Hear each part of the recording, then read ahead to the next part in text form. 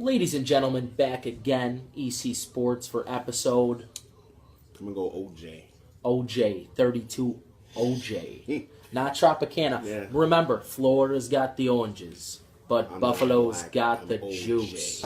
He's So not what we black, got? he's OJ. We got college football playoff, Clemson versus Bama. Big matchup. Rematch 2 years in a row of the final game. Then we have Georgia, Oklahoma. We're going to get into a couple spread situations there, talk a little gambling, which I would love. Then we have our top 5 NFL players, quarterbacks excluded, of our era, that we've seen Guys play. we've seen. Right. And then we are going to end it with... If we have time. If we have time, we'll get to it. It's going to be a Roger Goodell discussion, a 5-year, $200 million extension $40 million a year for you mathematicians. to an already wealthy, not stealthy man, Roger Goodell. We're going to get into it. I'm pretty excited about today's episode. Let's go.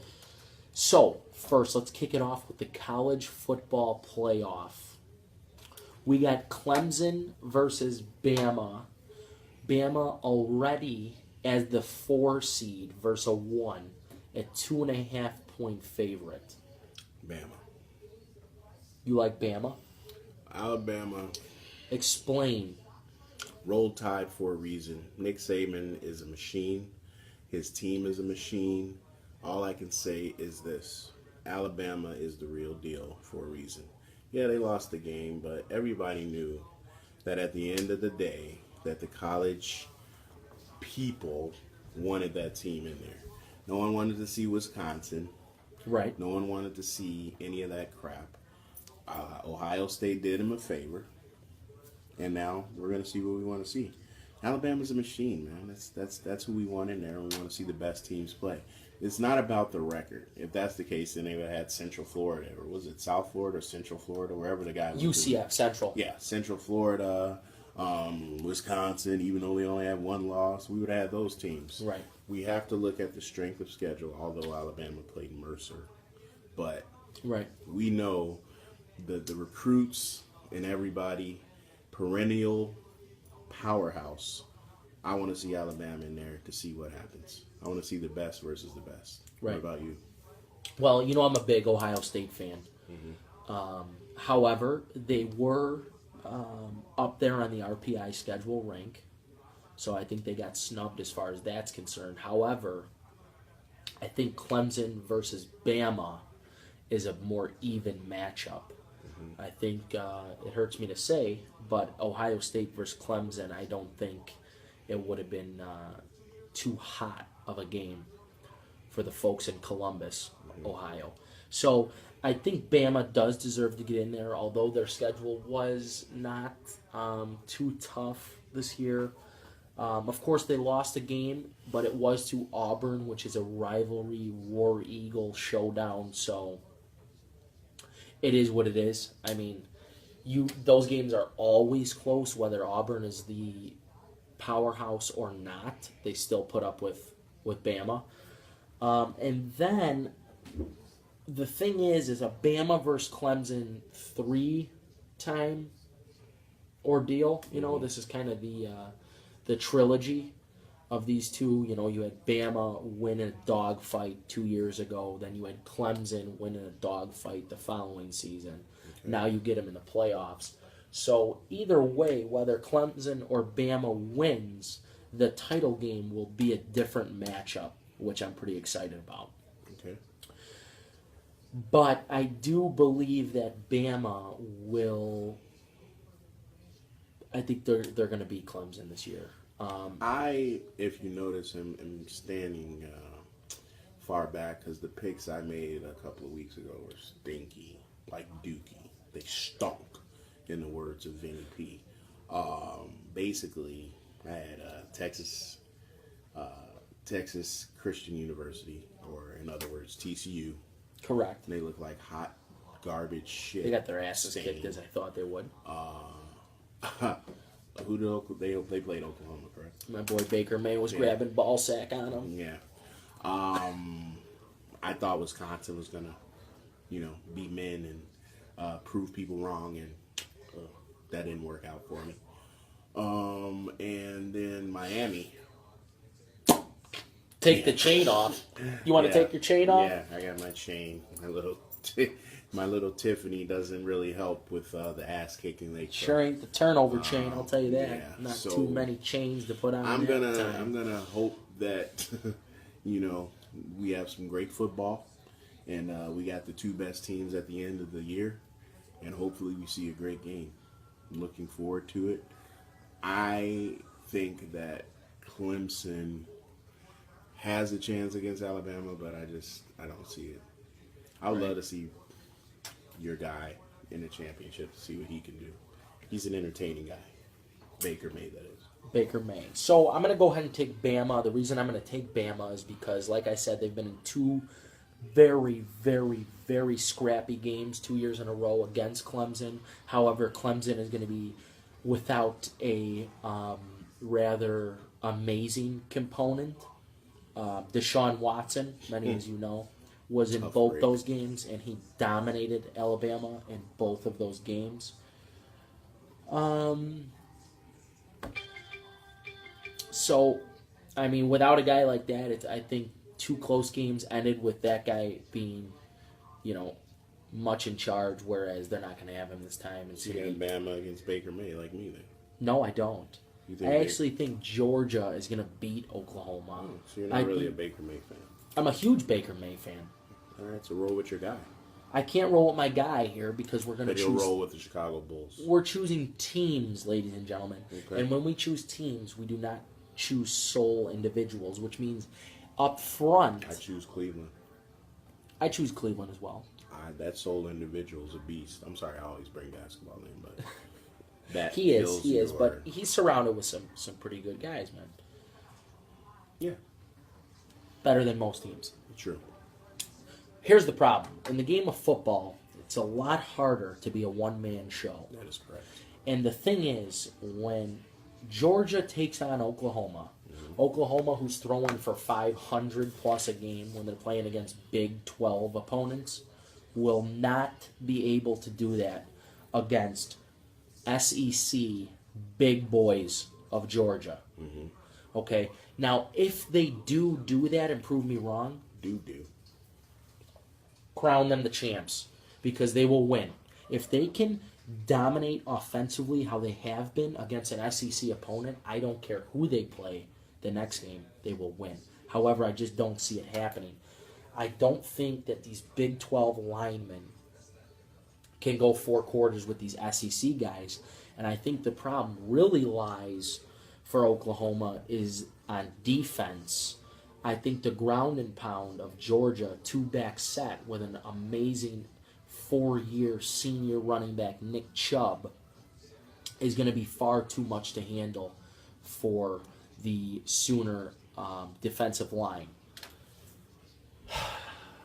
Two very different teams. One team is a more of a spread/air raid Big 12 team, where the other team is more of a pro-style ground and pound play action, we gotcha type team.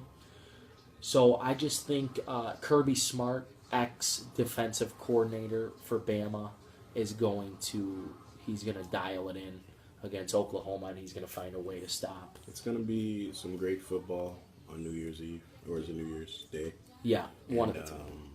New Year's Day. I'm looking forward to it. I mean, I'm looking forward to it because the thing that I like, too, is that if Georgia wins and Bama wins, you're going to get Kirby Smart, who was alongside Nick Saban. He was the defensive coordinator for those Alabama teams, which you could make a strong case for. The reason those Alabama teams were so successful was because of their defense coached by Kirby Smart. Yeah. So if Kirby gets the last laugh against Saban in the championship, it's a wrap. It's going to be pretty sick. I would love to see it. All right. As long as Alabama doesn't win, I don't care. I don't want them to win, period. I don't care. All right, so now we're gonna get into our top 5, right? Yes, sir. Wait, who do you have winning the whole thing though? The whole thing? Yeah. I got the Georgia Dogs. Oh, I'm gonna go. You know what? I'm gonna ride your tail and say Baker May is gonna walk out with the ring. Wow. Yeah. I would love Say to see fuck it. That's who I hope wins You it. know. But I I got the want to see Dogs. that guy in the poem. He's a dude that, everybody loves to hate. Let's see what happens. You know? Correct. So we'll go with who you want to go. You want to go first or me? I think you go first because you're older. And what we could do is we could transition into the older type players into the new school ones. Then we could kind of compare those as well. Okay. No knock to you being older. No, 'cause, that's fine. You don't I look am very older, old, so you're No, okay. Don't look my age, but thanks. I'm gonna go top 5. I'm gonna go 5th to 1 in order, and I'm just gonna explain why. NFL players, quarterbacks excluded, remember, ladies and gentlemen. Yes, no particular position. So my number 5 is going to be Jerry Rice, greatest wide receiver of all time. The guy was pretty much automatic from Joe Montana and Steve Young. He went to a small college. To me, Jerry Rice is the epitome of a guy that's small school, get to the NFL and show his thing. I think him and Walter Payton went to the same school. I think it was Jackson State. Basically, that guy, number 80, when you look it up, youngins, that's how you play football. Okay, so I got Jerry Rice, number 5. Okay. Number 4, Bo Jackson. Bo Jack. First of all, you don't see any type of guys like this outside of my number 1 anymore. They're not available. The athletes these days, these young guys, they just want to, do some jukes and this and that. Where you got someone like Bo, who's an athlete. Before Be Like Mike, it was Bo Knows. This guy played baseball and football. He's the epitome of a bruising running back. He just used to beast everybody. Unfortunately, he had an injury that took him to the deserted land of Comiskey Park, or U.S. Cellular. That's where he had to end his career.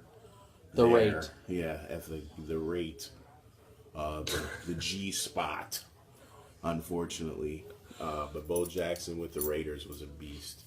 But he had to end his career as a White Sox. Number 3, LT. Do you know what LT is? Lawrence Taylor. Best linebacker ever. Oh, I thought you were going to say the best line blower ever. Whoa. You went with linebacker instead. Hey, that's what he did back in the day to stay up.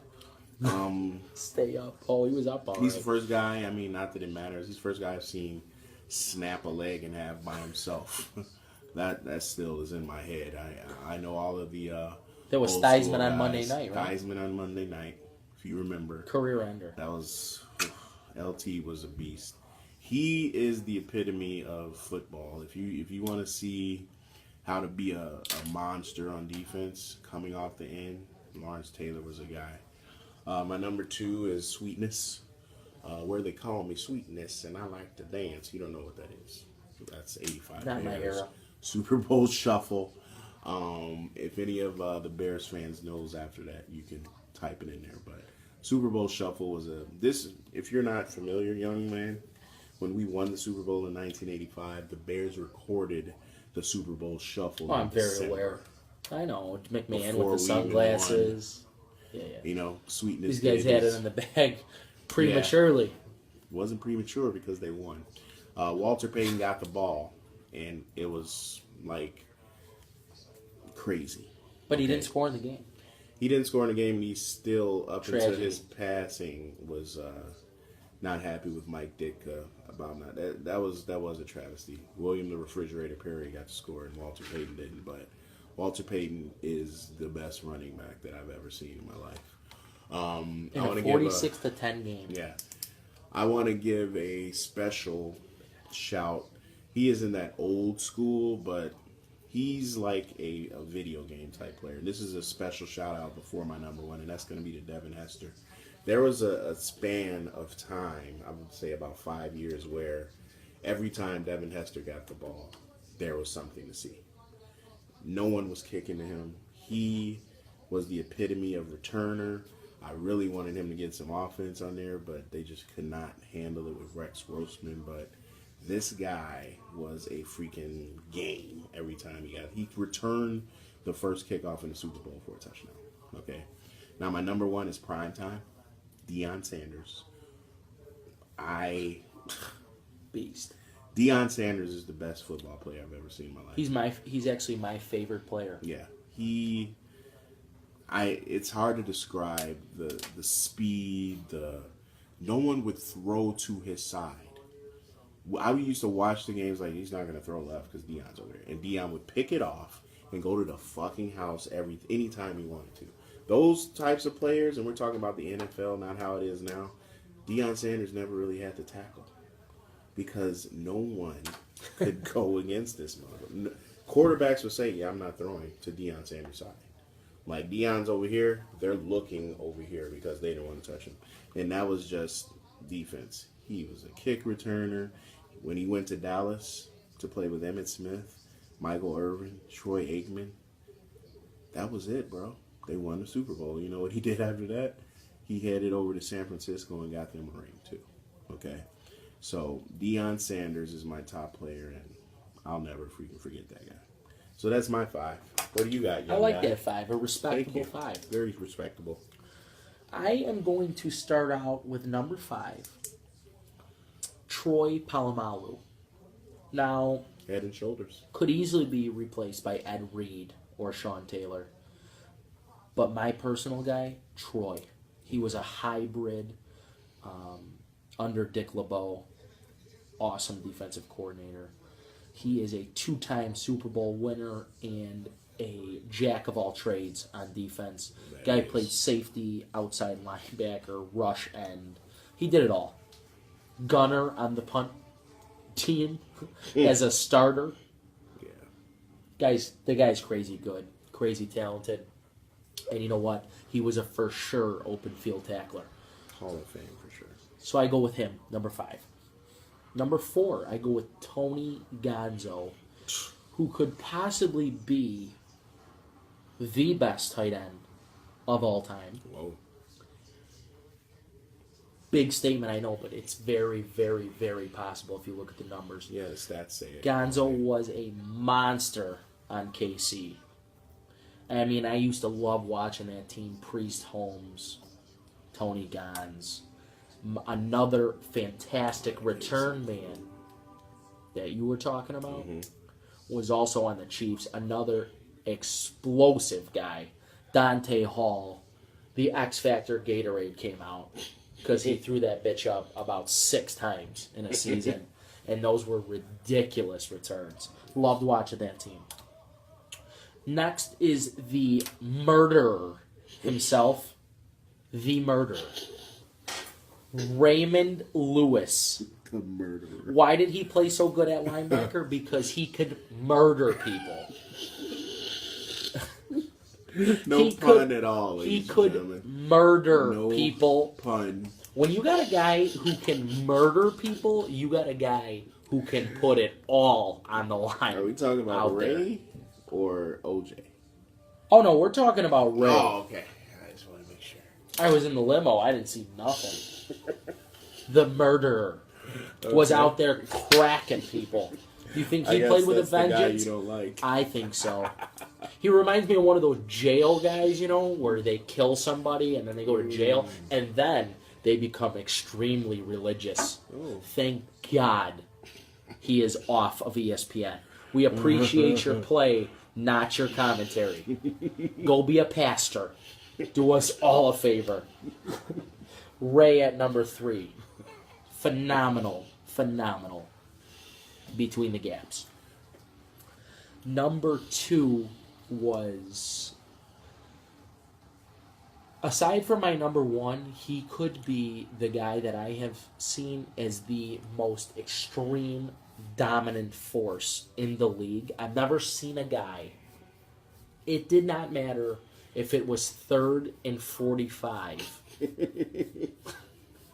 He's probably catching the ball. Mm-hmm. I go with Megatron, Kelvin Johnson. He was just, I remember as a kid, he was just unstoppable. I mean, double cover, triple cover, the guy's catching the ball, Matthew Stafford's going deep. It's just, it was awesome. And the amazing part about it is, he was on some of the worst teams of all time. I think he was on the 0-16 Lions, and he still was the only guy out there balling. So I go for Calvin because he played with his heart. He could have easily lied down and said, forget about Detroit. Forget about, playing hard because we lose every game. But instead, he went out there every Sunday and he killed it. And number 1, I got to go with Randy Moss. Randy Moss is the boy. I also am a Bears fan, so I got to watch. Baby. Exactly, straight cash. I got to watch him in the NFC North destroy my Bears. Him and Culpepper.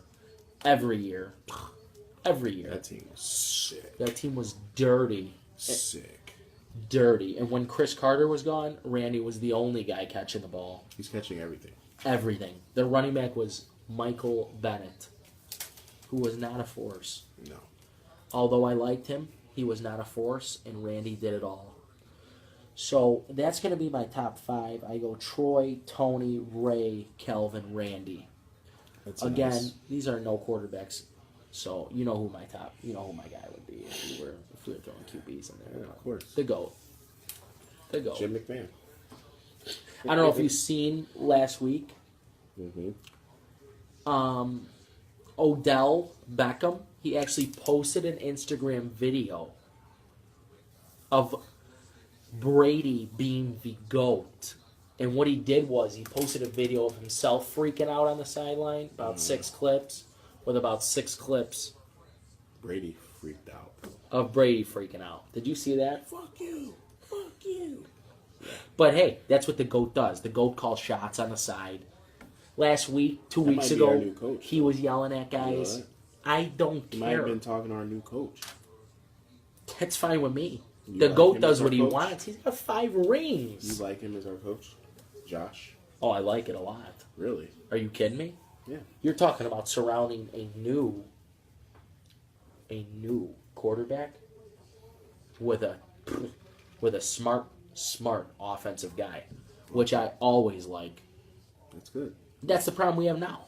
True. We got old ass men That trying to have coach. No clue. They have about no how to coach a idea. Quarterback. Exactly. All right, let's finish it up. You want to get into this? Unless you got something else. Oh no, we can get into this. Mm-hmm. Roger Goodell, That's a lot of money, man. $200 million. $200 million, Mr. Bowers. $200 million. 40 a year. 40 mil a year, Guaranteed. 5 years, guaranteed Just resort. to be the boss. Just to run around and hand out suspensions, what he does best, And fines. and fines. Oh, were you helmet to helmet? That's a fine. Yeah. So, What do you think, before we get into this, do you think that football is at the point where in 10 years we'll probably be doing some flag, pretty much? Because I'm not trying to be funny. I just feel No, I like know. right now, the hits that I'm seeing 10 years ago were just legitimate hits that people go, holy shit. Now it's like, even if it's the shoulder in the chest, it's crazy. Oh my gosh. here's the thing, is that some of these calls... Did you see that call like 2 weeks ago when Smith-Schuster, Yeah. It was all over when he the just news. bodied Perfect? But Burfict does that every fucking Every time. single game, Every dude. fucking game. And everybody's Every like, game. oh my gosh, what did he do? But he didn't even head-to-head him. Did No, you it's see the it? freaking shoulder pads. It was the face, which you're taught when you're like this big. Yeah. Keep the head up, drive the face mask into his chest, and that's exactly what he did. He comes down on a crackback, blast this guy. Finally, this guy gets blasted by somebody. I've been Yeah. waiting for his thug ass to get blasted. Mm-hmm. Bum ass, perfect. Oh, that's perfect. Hey, I'm you so don't like sick of perfect, this guy. huh? I like the guy, but I'm so sick of him cracking people in the heads. Finally, somebody's got to body this guy. And then he gets suspended for doing it. And then he gets suspended. For what? A crackback block? Bullshit. We used to look for those when I played. Those are the best of all. Guy Hines running Ward made millions blowing shit up. Decleating. We called them decleaters. He was the best. Now it's like, oh boy, you're going to get people hurt more of trying not to do that. Right. You know, and they just don't get it. But Oh, the running back's approaching the edge. You know what we'll do? We'll stand here. We'll take on the block at 185 pounds from the 250-pound linebacker coming downhill. We can't go hit him. We're going to wait here for him with our arms up. Makes sense. Not. So the guy that's responsible for the new NFL just got $40 million a year. So someone likes what he's doing, except for the players. There's no way the ownership likes this shit, man. Mm-hmm. But there's nothing they can do because this is it. It is what it is. Correct. This is the new. This NFL. guy has monopolized himself. That is true. That's what he's done. So He's making millions and millions and millions on top of millions. And the league is as unhappy as it's ever been, as far as the viewers. yeah. As unhappy as it's ever been. Hey. We let him out of the penalty box for about 10 seconds. Get back in there, Vinny. We had to put Vinny back in the penalty box, had to sip. But NFL in the near future, it's rough. Like right now, my son plays football. A lot of people are like here with it. Football is a contact sport. You played, I played. It's a shaky subject. No one wants to see their kid or their loved one hurt. It's a hard topic to talk about because it's a loving sport, but it's a scary sport. It is.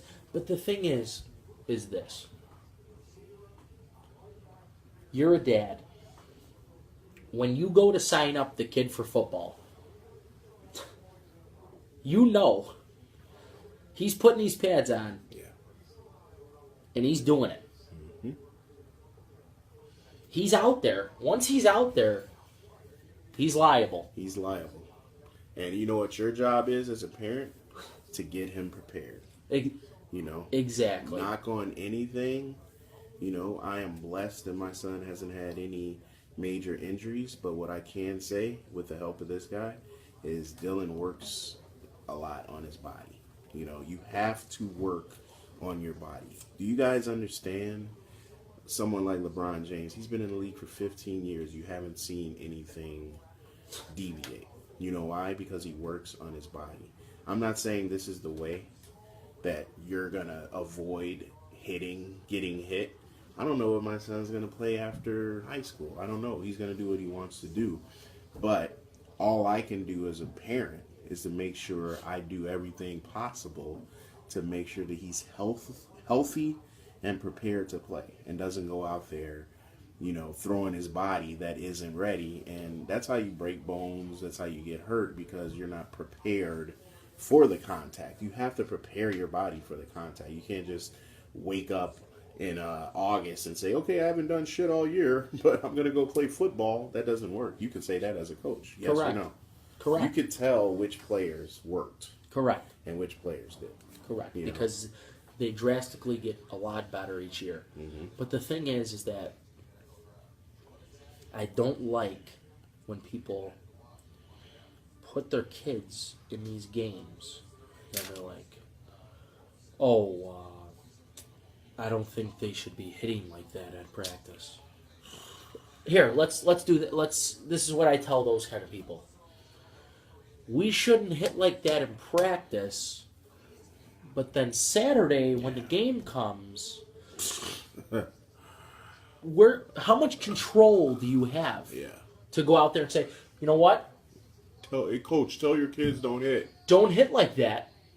Don't hit because all week we didn't hit like that, so we don't want you to hit Yeah. like that. Because, Guess what? The game is live. You step out there, you're liable to get cracked. My son's get team, his coaches chose not to hit at all during practice. And you know what our record was? And I'm going to say it, 0-9. We didn't win a game. You know why? Because they weren't hitting. They weren't doing anything in practice but standing around looking at the coach talk. Unfortunately, I'm not talking about volunteer. I appreciate every volunteer. I volunteered.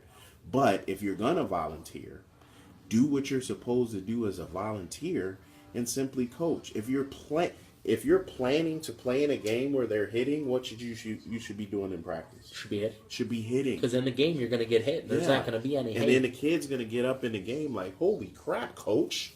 He popped me. What do I do? I don't know. Think about what I was just talking about this week. Come on, man. That's what we're talking about. You have to prepare these kids and players to be hit. This is a contact sport. Otherwise, go play golf. Go play anything. Those are great sports. They're sports to play. But if you want to be active, you have to know what you're getting into. And right. I'm not saying that football is the greatest sport ever. I'm just saying it is a sport that is filled with contact. All you can do is get yourself and get your kid and get your players ready to play it. Correct. All right. So with that being said, we are done with this episode. Don't forget to watch our TV show on Channel 19 in Chicago. Also, we got some app stuff too. Some app stuff. We have come on, the $500,000. Forgetting already $500,000. No. So the show Saturdays we're going to be on at noon. Mm-hmm. Sundays we're going to be on at 11. Yeah. So from that 11 to 12 time slot, you can catch us before on weekends on Channel 19 before the NFL starts. Yeah. At 12, perfect timing. As far as the apps are concerned, you have the Apple Podcast iTunes app. We can be found on there. Search ECSports. If you're a Droid user, go ahead and download the most downloaded podcast app in the world, Spreaker. That's Spreaker. It's the podcast one. There's two different ones, but we're talking about the podcast. Correct. Then just simply search EC Sports as well. You see the half Two faces words. going Yep. on. 2 words, EC Sports. Mm-hmm. Go ahead and subscribe, please. We love the interaction with you guys, and we love the feedback as well. Please let us know if there's something else you guys want to talk about, hear about, discuss. But for myself and Dion, we appreciate and love you all. Thank you for tuning in.